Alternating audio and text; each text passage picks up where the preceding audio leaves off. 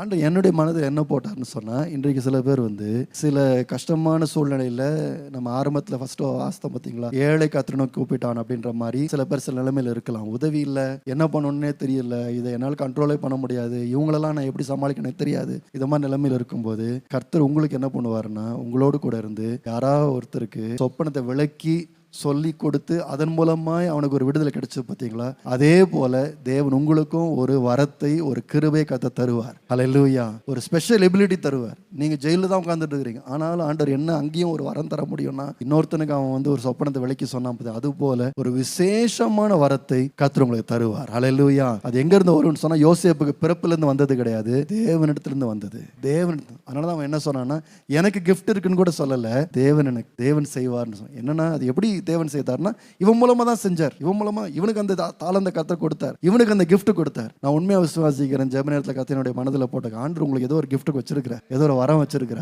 கர்த்தர் அந்த வரத்தை உங்களுக்கு தருவார். ஹல்லேலூயா. அந்த சூழ்நிலைக்கு ஏற்ற வரத்தை தருவார். நீங்க சொல்லலாம், நான் படிக்காதவன், பத்தி முன்னாடி எனக்கு அறிவே கிடையாது, இதை பத்தி எனக்கு எக்ஸ்பீரியன்ஸே கிடையாது. நான் சொல்ல, யோசேப்பு கூட எக்ஸ்பீரியன்ஸ் கிடையாது. யோசேப்பு கூட எங்கேயும் போய் படிக்கல.